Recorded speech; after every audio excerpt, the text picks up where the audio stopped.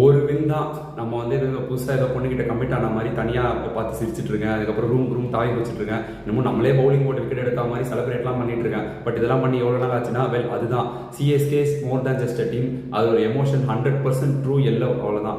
So இப்போ நம்ம அதுதான் உடனே வந்துட்டானுங்க பார்த்தீங்களா, ஒரு வின் தான் பண்ணாங்க, அதுக்குள்ளே சும்மா வந்து எதாவது பேசிட்டு இருப்பானுங்க அப்படின்னு சொல்கிறவங்களுக்கு இல்லை. நம்ம சேனலில் பொதுவாகவே எல்லாத்தையுமே டீப்பாக தான் அனலைஸ் பண்ணோம் அப்படின்றது உங்கள் எல்லாருக்குமே தெரியும். ஸோ அந்த மாதிரி ஒரு ரீல் தான் இது. ஸ்டார்டிங் ஆஃப் அதுதான். நம்ம இப்போ வின் பண்ணதுக்கு 1000 ரீசன் சொல்லலாம். ஓகே, இதனால வின் பண்ணோம் அப்படின்னு சொல்லிட்டு அது எல்லாருக்குமே தெரியும். பட் இந்த மேட்ச்லயுமே நம்ம ஒரு சில டாக்டிக்கல் எரர்ஸ்லாம் பண்ணோம். அதை தான் அட்ரஸ் பண்ண தான் இந்த ரீல் மெயினாக நான் போடணும்னு நினைச்சேன். ஃபர்ஸ்ட் நம்ம பேட்டிங் ஆனதுனால நம்ம அதுலேருந்தே போயிடலாம். ருத்ராஜ் கேக்கோட ஓப்பன் பண்ணது தான். நம்ம இவ்வளோ நாள் வந்து ஓப்பனிங் வாங்குவான்னு சொல்லும்போது நம்பர் 3ல வந்து ஆடம்பிச்சு ஆடிட்டு இருந்தாரு. இப்போ நம்பர் 3 போப்பா காம்பினேஷன் அதான் கரெக்டாக இருக்கும் அப்படின்னு சொல்லும்போது ஓப்பனிங் தான் ஆடுன்னு சொல்லி ஆடிட்டு இருக்காரு.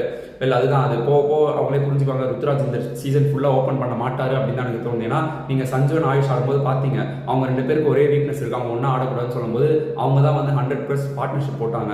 அதுவும் நல்ல பார்ட்னர்ஷிப், எலிகண்டாக இருந்துச்சு. ஸோ அதனால கண்டிப்பாக ருத்ராஜ் கேக்கோட வந்து அவரே அவர் வந்து நம்பர் 3 புஷ் பண்ணிக்குவான்னு தான் நினைக்கிறேன். அது இல்லாமல் லாஸ்ட்ல வந்து நீங்கள் சிவம் டூபேவை ஸ்பின் பேஷராக வச்சிருக்கீங்க. ஆயுஷ் மாத்திரே டயர்ட் ஆகிட்டார். ஓகே, ஸோ வந்து நீங்கள் ஐ மீன் ரிட்டையர்டு அவுட் பண்ணிட்டு இன்னொரு பேட்டர் உள்ள அனுப்புறீங்க அப்படின்னும் போது அங்கே எங்கிரி வந்து ஸ்லோ பால்ஸ் போட்டுட்டு இருக்காரு. டூபே வில் 10 balls 20 runs 200 சைக்கிள்லாம் அடிச்சிட்டாரு. பட் அந்த இடத்துல நீங்கள் ஒரு பிரிவிஸ் அமைச்சிருந்தீங்க அப்படின்னா ஒரு 5 to 10 runs எக்ஸ்ட்ரா மேபி வந்திருக்கலாம். நான் இப்போவுமே சொல்கிறேன், அதுதான் 230 தான் வந்து பார் ஸ்கோராக இருந்திருக்கும் இந்த மாதிரி ஒரு விக்கெட்டில். நம்ம இப்போ வின் பண்ணிட்டோம். கண்டிப்பாக வந்து அந்த ஒரு 18 runs ஷார்ட் அப்படின்னு தான் நான் சொல்லுவேன் அந்த இடத்துல. ஏன்னா நீங்கள் இப்போ நெக்ஸ்ட் மேட்ச்சில் வந்து நீங்கள் இதை தான் வந்து உங்களோட லெசன்ஸாக லேர்ன் பண்ணிக்கணும். இந்த 2 தான் டாக்டிக்கல் ப்ளஸ் காம்பினேஷன் வந்து இப்போ தான் வந்து ஒரு கரெக்டான காம்பினேஷன் பிடிச்சிருக்காங்கன்னு நினைக்கிறேன். நீங்கள் அதான் 28 crores இன்வெஸ்ட் பண்ணதுனால கண்டிப்பாக பிரசாந்த் வீரையும் கார்த்திக் சர்மாவையும் ஃபோர்ஸ் பண்ணி ஆட வைக்கணும் அப்படின்னு வந்து எந்த ஒரு ரூலுமே கிடையாது.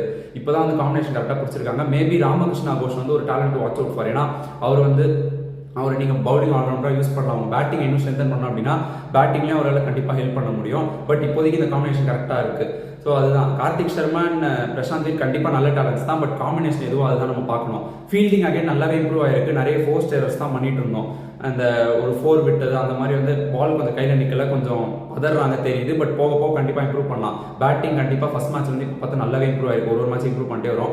பவுலிங் நிறைய டீம்ஸ் 200+ அடிச்சு அதை டிஃபெண்ட் பண்ண முடியாமல் கஷ்டப்பட்டு இருக்காங்க. இந்த மாதிரி ஒரு பவுலிங் லைன் வச்சு நம்ம இந்த டோட்டலை டிஃபெண்ட் பண்ணிருக்கோம் அப்படின்னா அதுவே ஒரு பெரிய விஷயம். ஸோ நிறைய பாசிட்டிவ்ஸ் இருக்கு.